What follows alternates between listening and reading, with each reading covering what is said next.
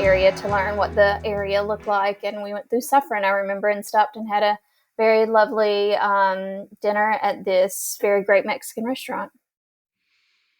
Oh, I know who you're talking about. It's right next to a CVS. It's like Maybe it's right downtown, right in the little main street. It's like there's a little main street area with a slight incline before you go up in the more rural areas, and it's just a very cozy place. it's a really interesting place because it was originally built by blue collar. A lot Yeah. of blue collar and primarily immigrants. Mm-hmm. You know, my dad was an immigrant from Morocco. He lived in Brooklyn, and then my parents moved out to Rockland County. Mm-hmm. And it was kind of cool because my dad, he used to interact with he did plumbing and heating, so he used to have people that were Ecuadorian, Mm-hmm. that were Puerto Rican, and a lot of them, like their grandfather was born there. Oh, wow. So there Mm-hmm. was already like generations that were already being developed, and that's something that's so heartwarming, right? Because I know as like a filmmaker, Mm-hmm. sometimes when you put yourself in those like films of where it's a dynamic between two people, and you're in this like small setting, Mm-hmm. that part of that environment plays a key role in that story and how it progresses, and how you as the audience Mm-hmm. interacts with it. Mm-hmm. Um, And I like being able to live through that and then see that on film is just amazing because I could put those two parallels together. Mm-hmm. Yeah, I mean, I think I always try to teach, or at least approach, a story as if the place is its own character, because it is. It does have its own life and its own energy, and it definitely affects the people that are in the film and the characters, because I mean, we're all affected by the weather and what we have access to, what we don't have access to, how we get to and fro. It informs, our daily lives. So I definitely try to, remember that it is, a place where, people live, and it's. It is, and it's so heartwarming because sometimes some of like really great films, the story doesn't really add up or make any sense. But it's like the environment that's I'm a Quentin Tarantino fan, Mhm. and I love like Kill Bill and Mhm. Pulp Fiction. Pulp Fiction makes no sense as a story at all from start to finish. But it's the character development. It's like the different scenes that you're going through, like, when they're sitting in the diner or when they're in the room. And like you said, like almost the environment is the story Mhm. that you're Mhm. watching. Mhm.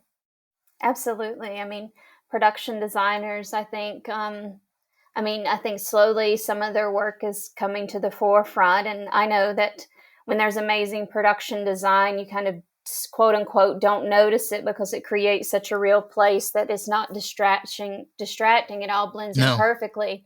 But that's when, the work of a great artist, of a production designer, and that's what they are. I mean, they bring the spaces to life, whether they build the sets or they walk into someone's home and, dress it, change paint, for whatever reason. Everything they do has a motivation. So when you're watching a film and look at a painting that they put on the wall, or what kind of wallpaper's in a room, or why that couch, or why that lamp, it was all a choice by the artists, in kind of diving into the skin of the characters to create this place that looks so lived in.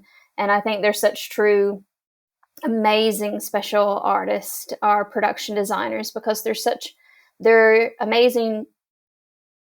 They're jack of all trades beyond belief. I mean, they could build anything, recreate anything, paint, dress, do anything, but then they also have a very artistic mind to be able to understand, and the breadth of knowledge that they have between like period pieces and what kind of clothes people wore, working with a Yeah, costume designer, that everything. that gets lost so Mhm. easily. There's a Mhm. lot of like there's a lot of stuff, so it's hard to name, but there's a lot of productions that are period based, Mhm. like in the Yeah. 70s or 80s, and they do it too well, like way too well. Where you're like, Yeah, that Walkman looks a little too new Yeah, yeah, for yeah. 1984. Like that, like Chevy Citation. Like, yeah, somebody restored that. Like, that's not Mhm. a that's not a new car. Mhm. But they're like those elements of those shows where it's a period piece, but it almost feels modern. Like Mhm. you're watching it and like the characters, they kind of dress and look similar to how we look, but it's still the 70s. Like you Mhm. still have those cars, but like they're not as new and run, because like these people are either like poor or whatever the case may be, but like you feel more present. That's what I'm trying to Mhm. get at. You feel more present and you resonate with the story a lot better. Mhm. Yeah, I think so too. It's why it takes a village to make a film. It takes so many different artists. I know that a lot of times you just hear about the director or the actors, but it takes a huge village of people to pull off this feat of recreating a world. So I think it's amazing when there's so many big crews that come together to do it, and I think it's equally amazing when you hear about a film made with a skeleton crew of like 10 people and do it. So either way, it's quite a feat. It is. And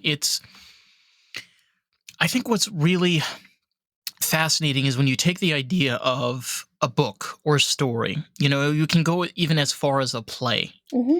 And when it's adapted to a film, a lot of the times, and I have this sometimes jumping, like, why isn't it like the book? You know, Hmm. like, why are there so many differences? I think it's because when you have a book, you're reading it and you're kind of creating the story in your head. And like Hmm. you've mentioned, it takes a village to be able to make these films Hmm. and TV shows. So when you have to take that story and adapt it to Hmm. film, artists have to think out of the box. Like, Hmm. okay, this writer explained the couch in 10 sentences.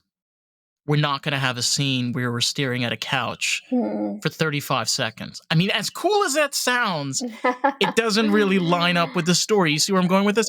So Yeah. there has to be like that almost adaptability where it's still the story, but it's a different adaptation of how it's being told. Yeah, that's why it's an adaptation. You can sit and read a book for 5, 8 hours. You're not going to watch that much of a film and only get to, the middle of it. So, most films average anywhere from 90 minutes to 2 hours and a half these days. And a lot of books and things too have such multiple storylines. I think you really have to quote kill your darlings when you're adapting books because you can't have everything in it. So that's when you start to combine characters, or some characters don't exist in the movie that were in the book. You just don't have enough what I call screen real estate to have everyone live in the story that you put on screen. But that's why we have books. That's why we have movies. They're different art forms, and they give uh, the person a different experience when they go through it. There's definitely times when I'm like, oh yeah, I'd like to read a book, and there's definitely times when I'm like, I'd like to watch a movie. So I think that they all can exist together for sure. They do. We've had, I would say, like the past couple of years, and you probably have a lot more um, better knowledge and understanding of this, is TV shows changing now to kind of being more of a movie format, Mm, where they have now limited series or TV mhm, shows where you have 10 episodes and they're each an mhm, hour. So technically mhm, it's an 8 hour film. mhm, But it is, I say this so many times, it's like a double edge of the sword mhm, because you can put so much crap in there. Like Book of Boba Fett is a great example. Like Disney's kind of done that, and it's just so much. It's like I kind of wish they just made the movie instead of giving me 10 episodes over and over again and doing this. And then there are those stories that do, like American Primeval is a great example of this on Netflix. They have a limited series and it's a movie and you're watching back to back, but there's a start, there's a finish, mhm. it's cohesive, it works well, there's kind of history there, it works. But Mhm. I feel like that medium is so difficult that people just don't understand. Like, if you don't nail it well enough and like iron it out, you can destroy something so beautiful in just like that. Yeah, I definitely agree. I think miniseries they are their own beast, and it's it's tough because you have to think about the arc of the entire experience, not just within each episode, but like where do you want to leave people? Where do you want to pick up with them? How do you keep them staying with you and remembering what's happening, and but yet still want to binge to next episode or come back next week, so to speak. And especially today, audiences don't have the same type of I think mental bandwidth or patience rather to give things a chance. Whereas, like when I was growing up, you just had five channels, things were on for 30 minutes or an hour, You were and limited. you were limited. You had like five options, and on a good day, I would have five options. Most days, I would have four, and then the one that the antenna couldn't get the channel that great. So you didn't have as many options. No, I mean, like So, you had like I think the Love Boat was like something like close to 50 minutes, but I think it was like 45 minutes or something like that. There were, but it was still, even in the 90s, it was still very limited. You didn't have mhm. anything that stretched more than an hour. Oh no, no, no, no. Yeah, Like I mean, 60 was mhm. like the cap. Mhm. Yeah, I mean, what is it, like 21, 23 minutes of TV for a 30-minute show back then? Because you gotta have your commercial breaks and everything and Yeah. wiggling all those, and you think about when that happens in the series too and stuff, so, it's a lot of mental gymnastics that goes into, I think, bringing content of any format to an audience member, and you know, kudos to people that can pull it off, even if it's good, bad, however you want to look at it. Just the ability and the tenacity to just do it is its own kind of win in my book, because it does take so much hard work. I 100% agree with you. And I think like you take somebody like Ben Stiller, which is a director, and Mhm. he was also an actor, Mhm. and now he's made a television series like Severance, which is a great example of doing that long phase of a movie and doing it really, really well. It's like the first season compared to the second season, it feels like you're going through chapters and chapters of a Mhm. book, Mhm. and like you can almost like have like the narrator, it's like um you're basically going through an audible, but it's a visual audible. Uh I don't again like I'm not saying it's an easy feat, but like to your point as well, it can be done, but you have to like take into the idea of like how do we gravitate towards the audience? Mhm. How do we keep Mhm. this story flowing and cohesive and keeping the character dynamics working well? And it's a hard feat, but I think again, like Mhm. that is what filmmaking takes into account. You need Mhm. to have that mind, you need to be collaborative, and you Mhm. need to be open with artists, Mhm. not just business people coming along, accountants, producers. Like everybody's got to get on board, Mhm. regardless of if this is a money project or an art project. Yeah, 'cause, I mean, the creative team needs the support of everyone around them. Hmm. Everyone needs to be on the same page of knowing what's being made, so you can enable people to do their best work. If they're constantly getting mixed messages because people don't really understand what's happening, then that's very difficult. It's nice when everyone can go in excited and on the same page. That's why, like, I truly feel that anything you get to make three times. I mean, you make things in prep or you prepare for it, you're making it there, you make it when you shoot it, and you make it when you edit it. So even still, all those three times that you're making moving, series of film, anything, you're making it multiple times, and you have to treat each part of that process with its own unique um, needs. You have to. Mm-hmm. It's something really special that we have as human beings that we're capable and able to do.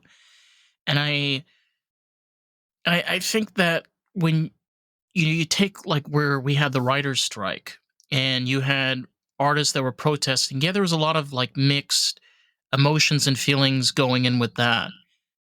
But at the end of the day, when you start controlling the narrative where movies have to align more to what society and norms are in reality, here's here's the tea. It's a movie. It's a TV show. It's a Mm-hmm. story. Mm-hmm. Some stories will have sexual implements in them. Some of them will be very dark. Some of them will be satirical. Some stories will have those elements where racism needs to play into account. Whatever the case may be, it's like if you cannot let artists be artists and be able to create, what we end up is what we've been dealing with for the past 5 years is just absolute garbage, one after the other. And it's like, I'm not the only one that complains about this. Like, I don't even want to go to the movie theater anymore. Like, why waste your time when you know that these writers and artists are not being given the opportunity to create what they really want to be making? Because these producers are like, well, if you do that, then nobody's going to want to watch it because, like, it's going against us. Like, who cares? Mm-hmm. You know what I'm saying? Like, I'm not the only one that feels like this. I know that. Mm-hmm. Well, I think maybe you should look at going to at different theaters. You're right, right. Because there's a lot of theaters out there that are promoting work where there's, Like independent yeah, films and stuff like that. Yeah. yeah, independent art house theaters where producers are driving a project from development to production and bringing forth people to fulfill, and tell a beautiful story. And they're doing it outside of the mainstream and outside of these studio pressures. So it's, creative career producers that are out there, finding material and saying, like, I want to bring this to a screen, and finding a director or a writer director coming to a producer and being like, hey, I want to make this, you want to come on for the ride. And the producer being like, yeah, this is amazing. Let's go for it. And I mean, these are people that put anywhere from, 1 to 20 years trying to get a film made, and some even more. And, I think those are the people that really believe in the material. Anyone that's willing to, you know, promote and really like grind to make something come true for that long of time has a passion about it. And it's very different than, I don't really come from the studio world, so I can't really speak to the inner workings of it as much, but there is a freedom to it, even though of independent film, even though there's a lot of financial constraints and there's a lot of constraints in terms of opportunities, and it's just really freaking hard. But at least you do have the artistic freedom that a little bit more, which is what I enjoy about projects. Is I like to do projects where either the there's a director that may have written the story, or even if they're not, just has some type of personal connection to the material, because you know that it's going to be coming from a place of truth or earnestness and understanding. And so 100%. those are things that I think you can feel a difference of when it's something that's made with such passion and heart versus something that might have been, put through the rooms several hundred times with 4,000 different notes coming from 5 different directions. And, everyone's giving notes, and, we could have I probably know. made like 12 more things with the rounds of notes that everyone's put through. It really comes down to, like, to your point, where when it comes to indie filmmaking and the underground scene, you run into those people, like, again, we were talking about this earlier, like period pieces, Mm-hmm. where you find this, quaint town that's like just great place to film shoot. Mm-hmm. And you find this really cool mechanic shop that ready restores old cars, and you build a connection with those people in the town. Mm-hmm. Mm-hmm. And you find this old diner that's been, like, now the grandkids run the place, and they're like, oh cool, you want to shoot here? Sure. And some of these films, they're very low budget, under $175,000, even maybe under $100,000 from start to finish. But it still feels like it was made in the 80s. Like I was saying earlier, like Mm-hmm. it's modern, but you can do a lot of that today also because of the advancement of technology. I mean, Mm-hmm. when you get into the editing room these days, you used to need a team of like 25 people. Now you can have a team of 3, maybe 2 Mm-hmm. Or working one. to, or just a whole one. Yeah. Yeah, yeah, definitely. I mean, and I think people want it. I mean, look at, the success of, someone in the independent film industry this year that's really kind of you know, a person to be celebrated for their journey over decades making films like that. And, Sean Baker and Honora, I think, is a great example of how a filmmaker with such indie roots, and his films do exactly what you just talked about. I mean, you look at all his early works, and he still implores that technique in what he does today. He, just might have a little bit more money here and there to play with, and now probably I'm hopefully we'll have some bigger budgets and different things to give him more resources to just keep going for it. But he's never lost his sense of the kind of stories he tells and how he tells them. He's a true artist, and I think he's very aspirational for a lot of filmmakers right now, because people that are in the indie know, understand, and know where he comes from. I mean, he edits his films. He writes, he edits, he does a lot of his own casting, and he's done this. Like, I think his first film was made with two people, him and a producer, and it can be done, and it's just about the tenacity and willing to do it. And I think those are the type of artists and filmmakers that we should really start learning and celebrating a bit more, um, and saying Um, their name out loud so that people know who they are and know them very frequently. I was gonna ask you, Mhm. have you watched the film Substance? One with Yes. Yes. I Yes. have to say, like, first off, I don't think Demi Moore got enough commemoration for her role. I you know the thing is like it's sometimes so hard to respect like celebrities, like we were talking about, just like what goes on in the industry, and like Mhm. there's that nicety that comes into the respect for artists and the project and people surrounding yourself making these films. But when you have a person like that that had been mutilated and destroyed by Hollywood for years, Mhm. and she says, "You know what? No, I'm going to do what I want," Mhm. and she did it beautifully. Mhm. Like, I felt terrified. I felt connected. Like, and do you think she got any commemoration for that? No, of Well, I course mean, not. she won a Golden Globe. You don't want to, like, I wouldn't turn my nose up at that, and an Academy Award nomination. I mean, those are all big things. Yeah. I think there's definitely, there is a storyline, that, she didn't win, so therefore, she didn't get the glory.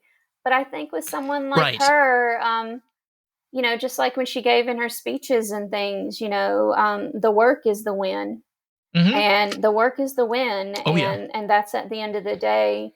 No one's going to take that away from her, and from the director. I mean, what a beautiful, like, that's not Who was? necessarily a genre that I go for and everything, but I watched it and was just fascinated from opening scene to the end of, like, wow, this person had a vision, and from start to finish. And you can go online and get the script and look at it. And the script is even written in a very non traditional way where, some of the sound effects, are written in big, bold letters. So it very much breaks tradition, even on the written page, if you look at that script. And I think it also said something too about maybe the wave in which audiences are getting excited by.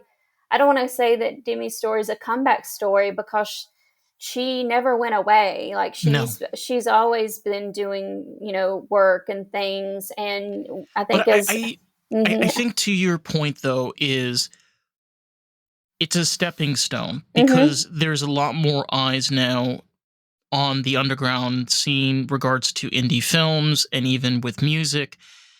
And again, I think the internet plays a very key role in this, but I think a lot of people are tired.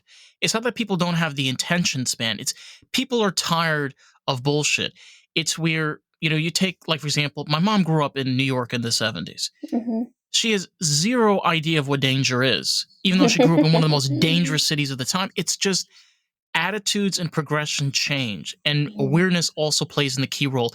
Playing a film like that is very vulnerable, mhm, like, mhm, regardless for anybody, and there are a lot of those horror and psychological indie films that does that. They bring those people in, like Demi mhm, Moore, or maybe people that are a little bit more not as famous, but bring them into those mhm, stories, and you see that element that mhm, she could have done this any time in her career, mhm. but she did this with an independent filmmaker. Mhm. And I think by doing it now, I think it's all about timing. I think that's the Yes. one thing. I think that's the one thing that's very difficult as an artist and even just as a human is that's the one thing you can't control. And that is really the one thing that I think defines most things in our life is just the timing in which things happen, like getting the right script at the right time. I mean, we could have a conversation at Demi Moore the same way you could have a conversation about, Pamela Anderson, Hmm. and watching her in The Last Showgirl. I mean, we didn't necessarily hear as much about that film as the substance, but she's doing the work too. And, she's been on Broadway and, she took control of her own narrative. And I think that's what we have to look at as people that are willing to take that chance and take the chance on themselves and like you say just say I'm going to do this and I'm going to do it under these terms. And I think that's where kind of some of the true artistry kind of really shines and you can see it on screen. I think that's almost where we get that grandfathering in, where you see those successful filmmakers, directors, like the list goes on, like, Quentin Tarantino, Wes Anderson, for example, Mhm. Scorsese, Mhm. but they're all grandfathered in to the point where they can. If Tarantino decided tomorrow to make a transvestite movie about flamingo dancers going to Miami, he could make it right now, and Well, nobody would have any. also all those are men. Right. Like the thing about it is that there are people that have that ability. But what I'm trying to get at is that just because it took somebody like 30 or 40 years to get there doesn't mean everybody has to go through that same process. No. You can establish yourself as a filmmaker that this is what you make, this is what you Mhm. collaborate, and this is what you create, like regardless of what people think, because a lot of times like, well, are people going to judge me? Like, are people going to respect my work? It's like, is this what you want to do? Is this what you Mhm. want to make? Is this Mhm. what you're gravitating towards? Mhm.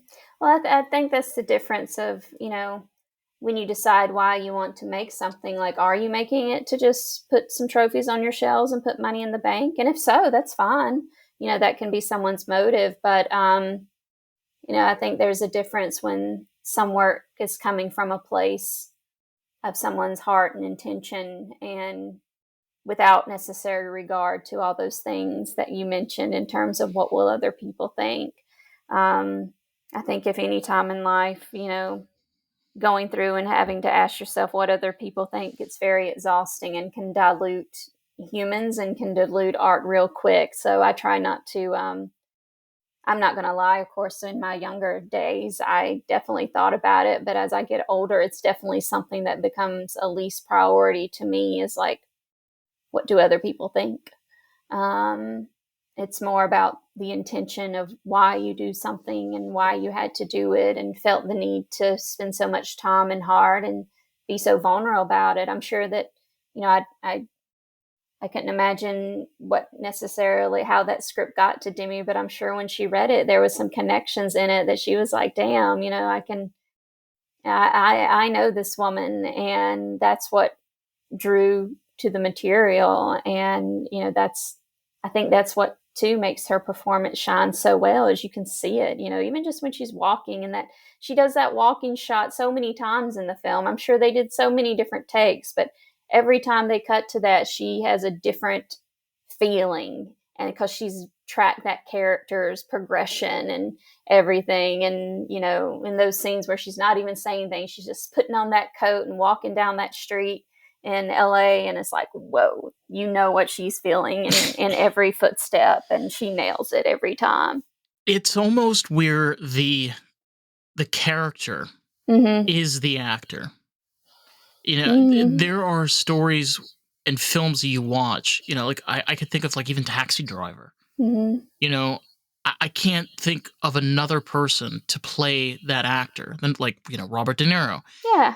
It it's just like when you see it, you're like, wow, okay, like Mhm. that like lines up just so perfectly. Mhm. Um, I Again, casting directors, another unsung hero of the filmmaking world. Casting directors, these are these are the true treasure hunters, being able to look at a list of names and be like, oh, wait, no, look here, think about this, or you should really look at this person and stuff. Like, that's a art form as well, to see and be able to do that. And that's also in, agents and managers, know their clients and taste and can see things. And that's exciting. I think that's the fun part, is I call it like the dream phase, is like dreaming what it's going to look like, who's going to be in it, what does it look like. I personally like to write things with people in mind. It just helps me when I write on a page, think about someone's body moving in an image or something. It helps me to kind of go into dreamland a little bit, having someone's kind of face in my head, or voice. More specifically, a voice is very helpful to me. While you were talking about that, I got, I think it's Ma'am. You remember it came out in '74 with Lucille Ball, and it had B. Arthur. Oh, no, I And haven't seen it. Mm-mm. it is one of those films, like we were talking about, like casting, Mm-hmm. casting actors to be able to play these roles. Just whoever thought it was genius to put Lucille Ball and B. Arthur in the same. I mean, I'd love to be in that room. My God. Yeah. Because like you have like these two actors that are so, they're dominant women. Like Mm-hmm. Lucille Ball was the dominant woman Mm-hmm. in the film industry, and you have like B. Arthur, which is, I mean, everybody's heard B. Arthur, all right? Like she's a Mm-hmm. tall grandma that if you do something bad, you in real trouble. I mean, Like you, she's a sassy lady. she is so I feel sassy. like that's half of the answer to one of those questions. Like, oh, if you get to have, your last meal with four people, who would it be? Like, I'm sure a lot of people would put those two people at the same table, Lucille Ball and B. Arthur. That sounds like a good dinner party. It is. And I Mm-hmm. like, the other twist of things, like even in that spectrum, is like you take somebody like even Audrey Hepburn, Mm-hmm. which is literally the complete opposite of what Lucille Ball and B. Arthur is. But in reality, she was a very strong woman Mm-hmm. and very like stern and disciplined, but at the same time very soft, very confident, very strong. Mm-hmm. And there are actors like that where even if they don't talk, the expression on their face, like we were talking about, Demi Moore just walking with the coat, that is the script. Mm-hmm. They are in a way like betraying parts of the script, and it's amazing when actors are able to just do that without any words. Mm-hmm. Yeah, but I also too think it's something that women have fought a lot against too, is the association that femininity, by having it or being of a certain feminine, outward presenting type of woman, that you are weak or soft, and that's not true at all. And that I don't think a woman's strength can be measured by what you see on the outside of her. Like, there's women, whether in 6-inch stilettos or Birkenstocks, no matter what shoes they're walking in, I can tell you they probably have a complex life story, um, and worth seeing on screen probably. So I think that's something too that, like, is sadly still part of the conversation, is people sometimes, like you say, being surprised. It's like, oh, and I wouldn't imagine her in that role, or like, so this is so wild. Like when people do the hard 180 in their career every once in a while, it's like, well, they did it. Like, look at them, they got it in them. I think that also brings an element of change, Mhm. because when you start working on a new film or a new idea, Mhm. and this person's also going through the like new stage of Mhm. progress and also change, you you end up like almost like birthing like this incredible baby, that just Mhm. the story just flows from there. And I think like a big part of storytelling is not just film from A to B, Mhm. but it's how the story interacts. Like there is such a deep magic that goes on with films. It's, you could throw in $50 million worth of CGI, and look where like the Marvel production is now. Like it's not what makes films great. Is not like just massive ass budgets. We realize this now. Like you can make a film for very little, and it's Mhm. Mhm. Yeah, so it's some of it can be very beautiful. I mean, definitely, I don't think your budget determines your level of artistry by any means. I mean, not at all. I think that, you know, I constantly have to go up against people. It's like, oh well, your movies are just so small, and I hear that word a lot. It's like they're small, or you make these small movies, and I'm like, just because the budget's small, I mean, when you watch them on an iPhone or on a theater screen, I think it's the same size that you're watching a lot of those other movies on.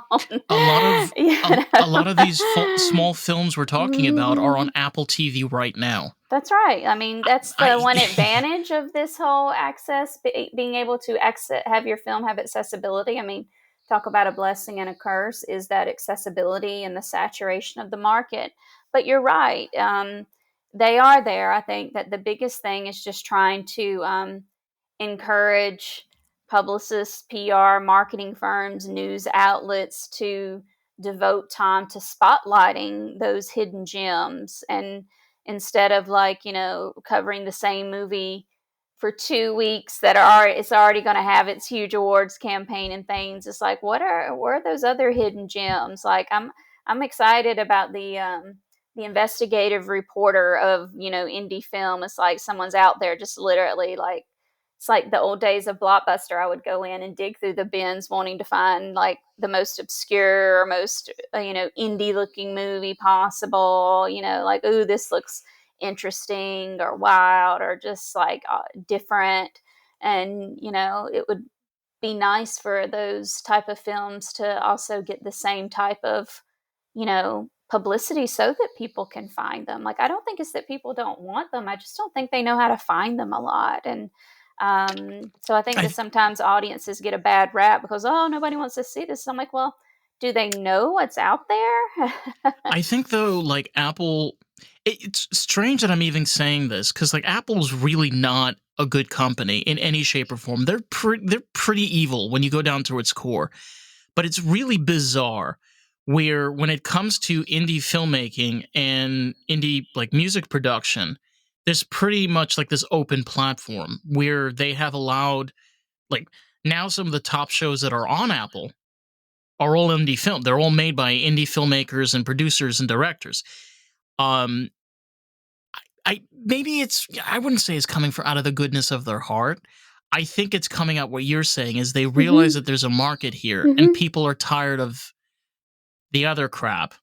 Yeah, I mean, I think slowly, I think that, I think places might are slowly trying to, take a play from the A24 book, who is a distributor that's like Yeah. really defined Yeah. themselves, and they define themselves by being bold and risk They've taking and they've singular had vision. films.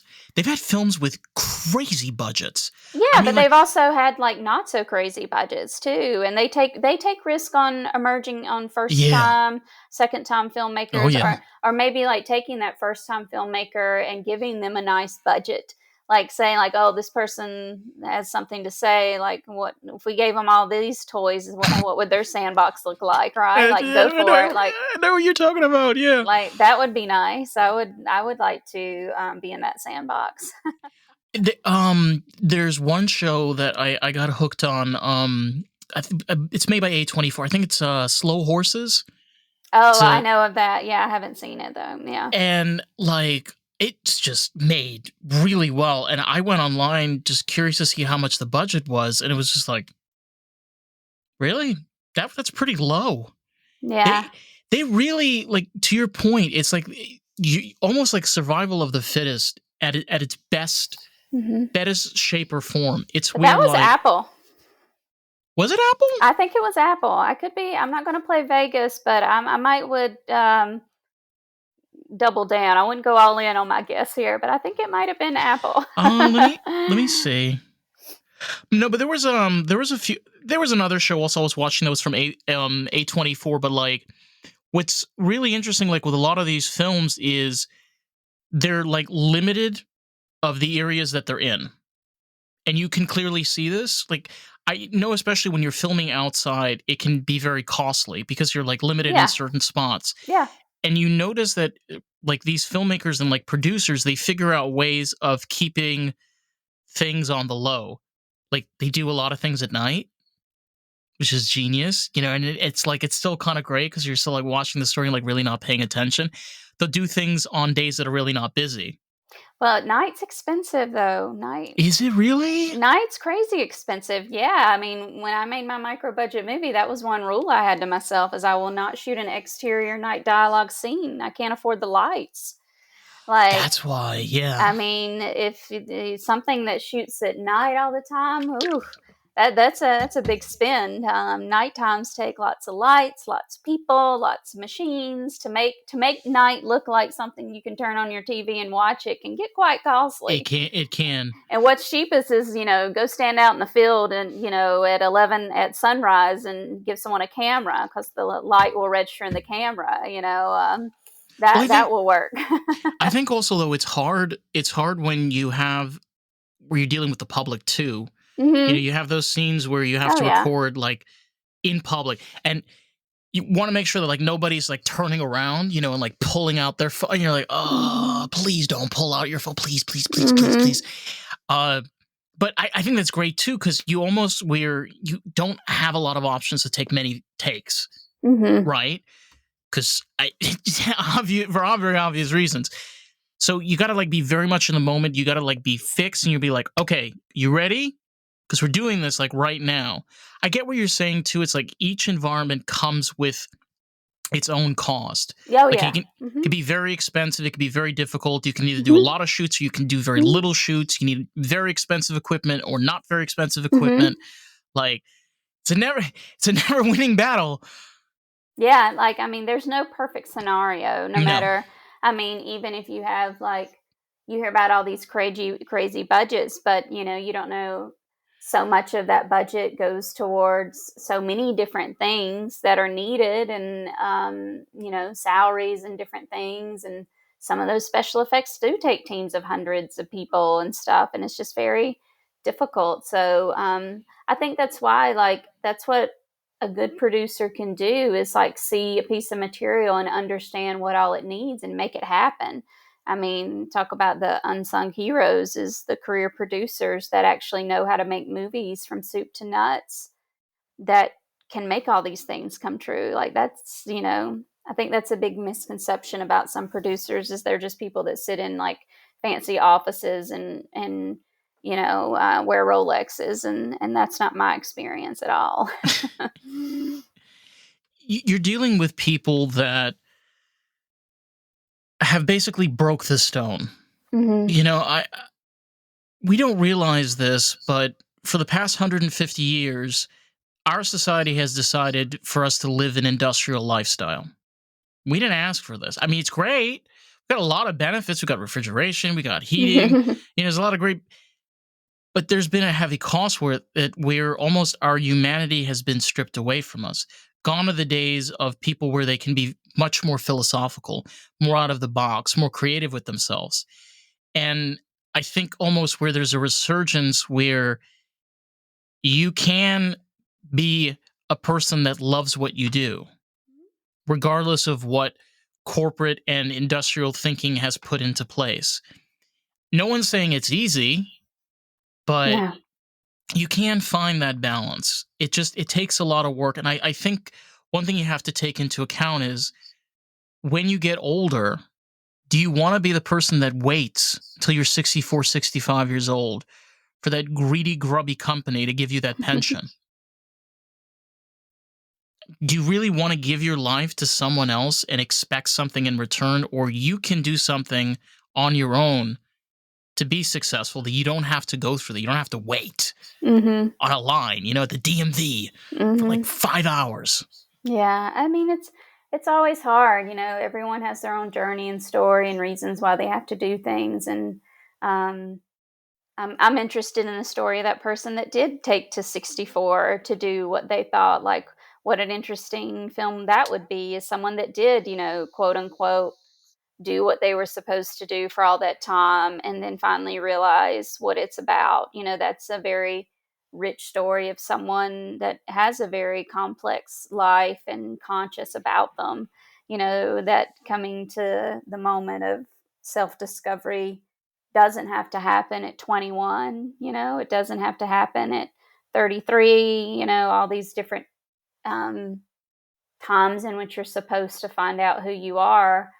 I don't think that we should limit people to have to do it on a certain timeline. I mean, maybe I'm just biased because No. I made my film at such a much a long older age than a lot of people make first movies, or not necessarily, but at least like not a lot of women might be more apt to make theirs at a later age for a lot of various reasons, but that's a different soapbox. But I wouldn't want to. I don't think I would have wanted to make. I don't think I could have, and nor would it have been quote unquote any good if I'd tried to make a movie 20 years ago. But, I have had to live through moments of, I've worked corporate, I've worked freelance, I've worked independent, the main thing is that I've just had to work. And that's the thing, is I didn't have a choice not to, is I always had to work. And that breeds something that when you always have to work and you finally get a moment where you can take time to say what you want to say, to me that's a story that we should hear, because someone's been sitting and living and breathing it for such a long time. That's not something you can like do a mad lib in a room somewhere and win and win some awards for it. That's not going to have the substance that we need. No pun, bringing back it to substance. It's so true that Mhm. you can be successful in any part of your life. Mhm. I'm And hoping. I'm hoping. no, but it's honestly true. It's what you define as successful. It's That's right. because you as yourself can be the most incredible person you can be. The thing that holds us back the most is ourselves. That's right. Y- You know, being a successful artist is not necessarily about like how great you are, but it's how much of yourself, how much work you're putting in that's Mhm. coming from you. You know, that's like again, like I'm not trying to give disrespect to those accountants and marketing directors and Yeah. advertisers. They do great jobs too, but they're not creative thinkers. But they are the type of people that can work coincide with those creative thinkers and take those incredible ideas and monetize them or Mhm. figure out ways of being able to bring it to a broader audience. Mhm. It's two different parallels of living your life. It I doesn't. mean, it's the two. I think that we should be careful about saying that people's creativity is only, recognized when we see it happening in their jobs. I mean, that accountant might go home and go in the garage and paint some pretty amazing Yeah, yeah, photos. yeah. No, 100% agree. 100% agree with you. What I was getting at is that like just being an artist is not the only route No, to having a loving and successful life. You no. can be a person that's an advertiser, and that is something that creatively is something that you're passionate about. You can be somebody that is an architect, and that is Mhm. something that you're creative and passionate about. Electrician, that could also, there's a lot of different things like that. Mhm. But it's not limiting the idea that nobody's creative. Everybody can be creative. You just have to find what you love and what you can Yeah. put towards your Mhm. passion towards to And I make think successful. the difference is a lot of those jobs and things that you mentioned there are very um, plus and minus of like how the task works. Like, okay, numbers add up to this, and there is a lot of creative accounting. Having done accounting, it's a lot of sleuthing, a lot It of like is money tells stories, and moving things around. Yeah, yeah, yeah, yeah. It's complicated. marketing is like, I mean, I've watched some ads recently, like, remember when we used to look forward to all the Super Bowl Yeah, ads? And, yeah, yeah. that stuff's like super crazy cool. But also, like you say, I mean, it's just it's hard when, your creativity can come at different ways. And when you're an artist by what most people think, a writer, a painter, a filmmaker, something like that. The work that we put out there is completely objectionable. You know, if I'm a good electrician, I can get the lights on, and that I was good that day. You know, like a good day for me, I got the lights on. You know, a good day for a filmmaker, I might can get the lights on, but people's like, you know, I just didn't like that color temperature though, or like, ooh, that wasn't the right light bulb, even though it shone light, or you know, there's always an opinion about it, which is fine. I think that too goes back to what we started the conversation with about knowing your intention when you make something and put that out there and how to measure it. Like, are you going to feel like you're a failure if someone tells you, well, the lights are on, you still didn't do a good job? Type of Yeah, situation. and it's also about like that collaborative process where, Hmm. we're talking about like outside scenes, Oh, and you're yeah. talking about really expensive lighting. You can have, for example, people that come along, like for example, production managers and such, where they may be able to help the artist and be like, hey, actually, there is cheaper lighting equipment, or hey, I think we can figure out, there's a farmhouse around here. They have pretty large lighting equipment. Maybe we can figure out maybe rental or figure something like that. That type of dynamic right there is an collaborative process. Hmm. It's where both sides are that's what I meant by parallels. It's like they're both Absolutely. Yeah. figuring out ways of Hmm. making this work. That's creative producing. That's the world that I come from. Is like, you know, why I loved producing so much is, you know, it's nice when a director can say, like, hey, I want to do these things. I just don't know how. And I'm like, well, I can help you figure that out. It's not like I'm going to have all the magic answers, but I can help orchestrate a plan, a schedule, a budget, hire the people. You know, that's producing. That's the career producers that I know, and the work that they put in is they're the ones that figures all that stuff out. Like you say, the production managers are looking at the schedule and it's like, oh gosh, we got these 5 scenes to shoot. We're running out of money. We still need to do it. Everyone's putting on their best thinking cap because we've got to get these 5 pages. And for somehow that's what movie magic is people figure it out for some magic way. That's the only thing I can't put in a budget is movie magic, which is funny because that's like the popular software you use to make budgets and schedules. it's Hmm. called it's called movie magic. um, and that's just something that you just have to get there and let happen, because that's when the great minds come together, when that best boy grip and production designer and everyone get in a circle, and like someone's going to have the answer to the problem, because you got some really cool-minded people that bring different skill sets to the table. And that's one thing that I think that as movie makers we get to do that not a lot of people get to do, is work with, you know, such diverse mindsets in a common capacity. You know, it's like we all have the same goal to make a great movie, but we're just all coming at it with such different skills, and but we're doing it for all the same reason. You need to have a lot of patience, and I think there's a lot of Mhm. understanding that comes into play because, like we've been talking about from the very beginning, you're dealing with a mix of people. Oh You know, yeah. Oh yeah, y- colorful. yeah, colorful. Like you could have that one actor that's just a pain Oh in yeah, the they're there. ass, Oh yeah. and they're just making everybody miserable. And Yes, and everybody's coming over like, can you talk to them? Like, oh, that's and right. you're just like, okay, all right, got 2 more weeks of this, Mhm. and like we're finished up shop and we're done. And like you have to be able to like be patient, quick to thought, and like Mhm.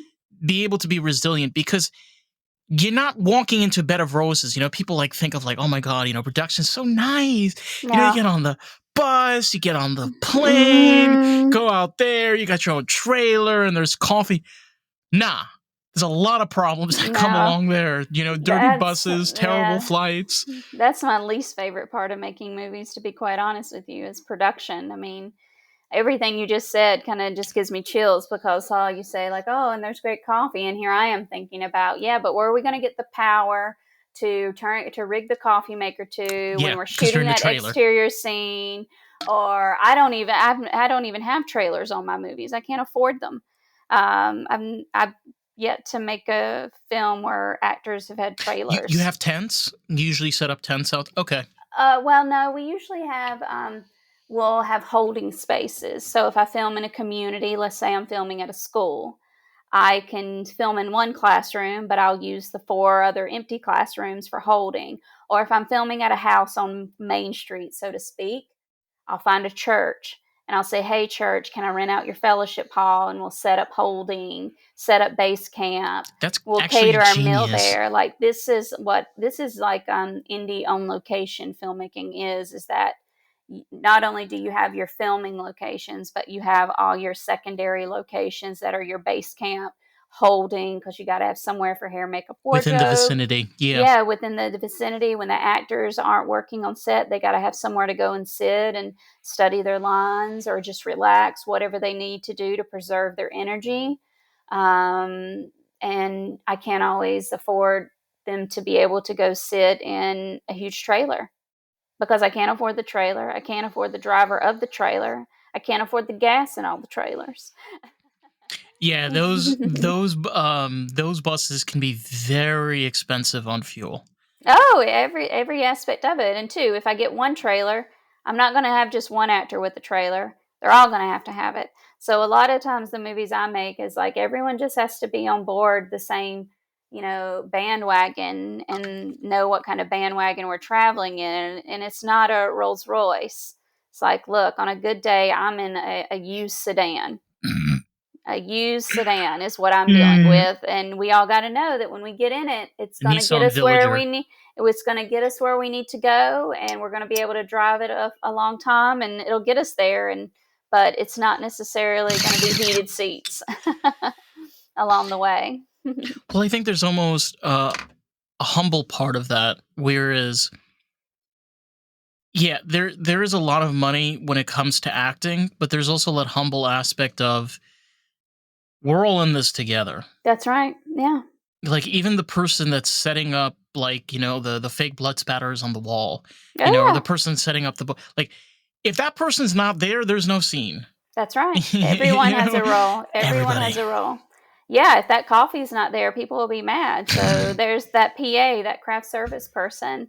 They all have a very important job. And I don't think there's, sure, some jobs get paid more and some jobs take more experience and everything. But it is the one place where every job does have to work like a well oiled machine because from the moment the sun comes up, people have things to do, whether it's someone driving to pick up an actor and knowing what way to get there so they get back to set on time, knowing how to get to that church and set up holding so that each actor has their own little private dressing space, and the hair makeup wardrobe team has a place to sit up and do hair and makeup, and they're not, just by a dumpster or something. Like, you got to With a realize, raccoon coming out. yeah, and I'm too. Like, you got to like think about this is what sets the stage for, a performance and things. So I might not be able to have all the luxuries, but I'm going to try to make things nice. I'll make sure the place smells nice, make sure it's clean, and make sure you have safe drivers and that we have good food and we have a good time and you're around good people. And I don't think all that has to be equated with super expensive and fancy because I've been in a lot of super fancy places and not always felt so happy. Yeah, honestly, some of the some of the greatest moments, some of the greatest memories that you have are sometimes some of the simplest. Oh, And it, absolutely. you know, it, Absolutely. it's like, when you go to you go to the grocery store, right? And you see that like thing in the freezer section, or that Mhm. snack that you remember from when you were a kid, and like Mhm. that like sparks you. And it's like, I mean, now it's like $4 or $5, but still, like, it has that nostalgia effect to it. I Oh, think yeah. I think what a lot of it comes down to is you can be any kind of artist, creator, whatever you want to be. But if you expect it to be a bed of roses and to be, just four seasons and private jets, Mhm, mhm. I think you got to find a different reality, because I don't really think this is how this world works. There's just a lot of people doing a lot of Yeah. different things, and you got to do it the best way you can with what you have. Yeah. And if you complain, well, I wish I had better. Well, you don't. So you That's got to right. work with what you That's have. right. I don't like to spend time complaining. I like to spend time solving problems, or more importantly, finding new creative ways to do things. Because sometimes they're not problems. Sometimes they're just new directions to a better way. Anyway, there's always a better mousetrap, and that's Improvising something. also. Yeah. Yeah, and allowing for that movie magic to happen. I think if you're someone that wants to come into this thinking it's going to be a bed of roses, you better already be sleeping on a dozen yourself. Yeah, you're gonna be good at the dermatologist. People like, why do you got so many spikes in the back? Mhm. Mhm.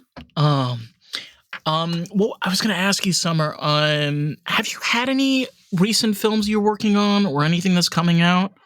Yeah, I just had put out this early this year, my first directorial debut. It's called You and I. It's a film I made during the pandemic that I wrote, directed, starred in, produced, edited. And I made it with a small crew of 10 wonderful artists and 3 other actors. So it was a very small crew and an intimate film. Where I'm making my on screen debut opposite a phenomenal actor named Clayne Crawford. He's a veteran actor, has been around for 20 years. He's um, going to be in this new show on Hulu, Chad Powers, which I know a lot of people are excited about. It's a football comedy show, and but we made a tender romance. So it's a story about 2 people that are in their middle age, and you learn throughout the film what their first kind of romantic time together was like in their early life, but you see, like we talked about, how timing can change things, and these are 2 people that life just took them in different directions. So I wanted to write a love story where there's not a villain. The only villain in the story really is time, and that's something that these 2 people can't control, but they get to spend a weekend together kind of hashing out what did happen, what didn't happen, and kind of redefining a new memory for themselves. It's kind of a mind twister almost. It's I hope it's a heart-wrenching twister. It's pretty heart-wrenching. At least the feedback I've gotten so far is that it's pretty. A lot of people describe it as raw and intimate and feels very real. It's no like sunshine and roses. It's very much 2 people in their middle age, with real problems in real life, trying to do the best things, but then for a weekend they get to kind of reconnect with someone that they've always loved and just haven't always been able to be with. Yeah, it's Mhm. beautiful. It really is. Mhm. Regardless of how heart wrenching it is, Mhm. being able to tell those stories. I mean, sometimes on the opposite spectrum, it's like rom coms. Some of the greatest Mhm. rom coms are the ones that are comedies, but at the same time, they're so heart wrenching. Yeah, I don't mind things that are poignant and painful is kind of the way I describe the things that I make and write, and especially this film is that a lot of people tell me like it is so sad, but life's sad sometimes, and that doesn't mean it's bad or good. It's just No, sometimes the way things are, and sometimes you have to just, I wanted to tell a chapter of a love story that'll never end, is the way I put it. And so you feel it's a very slice of life movie. It's a real snippet in this one moment of these people's lives. They spend this weekend together, but through that weekend, you get to know everything that was. And that it can be painful. But I think what's the mature thing is when both of you can look at the pain that is and was and could be, but not let it overshadow the happiness that you may have had together, even if you can't have it forever. yeah, Mhm. it's just a fact of life. It really is. Mhm. Yes, it is. Yes, it is. Very much so. So, if people like, movies like, Past Lives that was out recently that was very Academy Award nominated, but also if you even like to go back to like In the Mood for Love or Bridges of Madison County, or if you like the early Richard Linklater films like Before Sunrise, Before Sunset, those character driven romances are, kind of a good vibe of where the film may resonate with. Hmm. Totally agree. Well, I love that. I'm really happy that you were able to get that out. Thank Uh, you. Summer, where can Where can they find, like, for example, a movie? Do you have like a website or I social media? do. I do. I have a website just for myself. It's called summershelton.com, and you can go on there and see all the films that I've made before, including You and I, which is my directorial debut. And you can watch You and I on most platforms. It's available to, Amazon Prime, Fandango at Home, Apple. Um, Pretty much if you can stream it, it's probably able to be found. So if you just Google Summer Shelton, You and I, you'll be able to find links to it, or you can just go to my website and I've like hyperlinked places where you can go and rent it to watch. So, and then on social, I have my own social, and then the film, my social is S_D_S. Sadly, I didn't grab my name in time. And then at You and I, the movie, all spelled out. At You and I, the movie is the film's social Instagram. So I'm most active on Instagram and Facebook, which Awesome. which can give you a clue to my age. I mean, I'm 26 and I'm on Facebook all the time. I get my friends are like, "Why are you sending me Facebook links?" And I'm like, "I use Facebook." And they're like, That's "How right. old are you?" And I'm like, Mhm. "Don't age me right now." Mhm. Well, if it I makes you feel you. feel, but if it makes you feel better, I saw Facebook come to life. I saw the internet happen. So I'm one of that wonderful generation that like I live before the internet, I live before cell phones, and I live after them. And I'm very proud of that. The one thing that I'm very grateful for in life is that I got to see both sides of life. I think And I think that's I amazing. I, I wish if I had children that they would experience that too. That's why I like to live on a rural area on a farm, and even though that life is still around, and I used to complain that we only had the 5 stations. Like all the kids around me had cable TV, which was the big thing, or they had the big satellite dishes in the yard, but we did not. Like that was not a priority. Um, and so now, it's like the internet's went down, can't get on the Roku. So I still fight those things, but at least I can, go outside and it's pretty quiet, and try to maintain some peace in life in that way. I think there is a lot of benefits with technology, and I think Hmm. you've explained it better than anyone. Where, I mean, you're able to get your workout. You're able to share your collaborative process. I mean, hey, we're able to podcast That's because of right. this, Yeah. and it comes full circle. It's Hmm. we're all in this together, Yeah. regardless of what we're doing. It's we got to accept that we live in an industrial age. It's being able to adapt with it and figuring out ways that we can enjoy whatever life that Yeah. we have. Yeah. That's it, plain I and could simple. have I could have not made the film, number one, without a digital camera because I could not afford the film. And number two, I couldn't have made the film without YouTube because I knew nothing about editing movies. So I watched YouTube videos how to use Adobe Premiere and taught myself how to edit.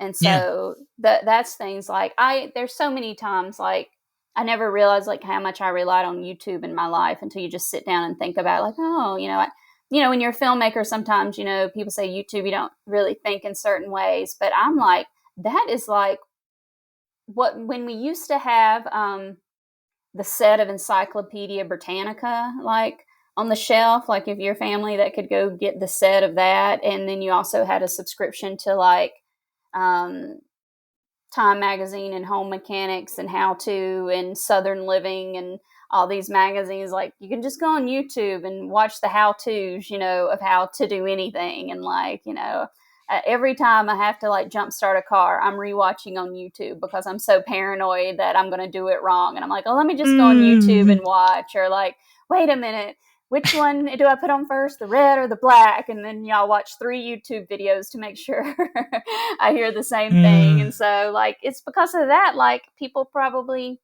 do feel safer out traveling and being able to, like, have a crutch. But also, like you said, your mom grew up in New York in the 70s.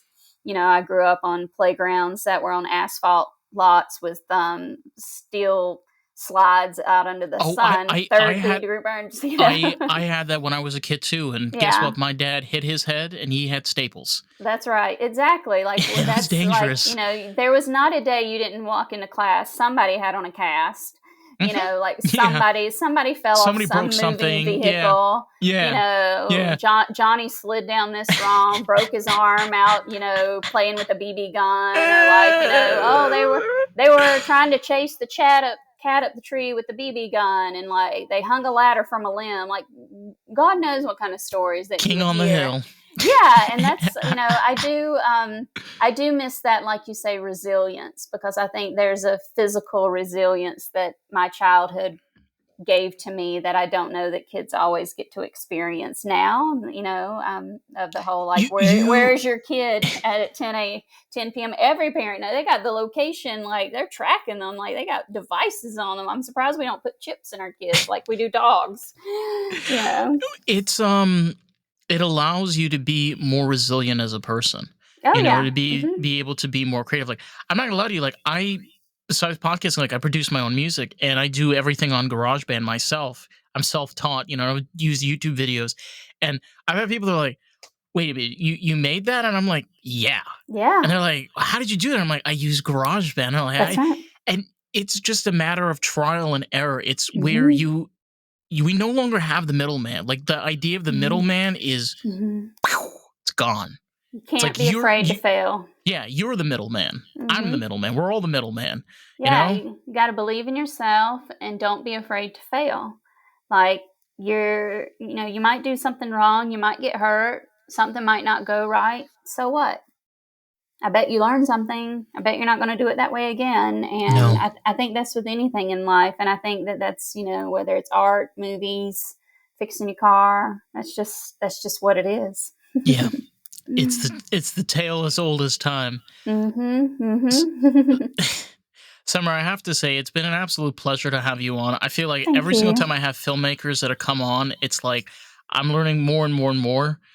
It's like, you think, like, a lot about independent and indie films, and then you bring on the filmmakers, and you're like, oh, wow, I really don't know what's actually going on. Yeah, don't It's worry. great. Most people It's don't, great. and I'm kind of glad that some don't. Just turn it on and enjoy it. Like, I kind of wish sometimes people would just turn on a TV, pick something, and start watching it. Don't waste time. Don't waste the 90 minutes searching for something. Just watch something. Yeah. Give that artist a chance. Who cares if you don't know who's on the poster and what it looks like? Just try it. It's You can honestly, always turn it off. you can. It's just getting out of your comfort zone and being able Yeah. to experience something different. And I think, like, Hmm. having, that understanding of what it takes to be in that environment is just, it's incredible. It's not for everyone, Hmm. but if you're able to make that for yourself, I think that's just more amazing than anything else. Like, Hmm. you've been able to make your own staple. And I think that's incredible. Well, thank you so much. I'm really grateful that you gave me this opportunity to Of chat, and course. hope your listeners might enjoy some of the things I made, or it'll lead them down a path of searching to find other things that they'll like. So thank you Who so knows? much. Who knows? Yeah, my pleasure. And listen, anybody out there that want to check out more of the podcast, you can find us at Lost in the Groove Pod everywhere and anywhere. So with that,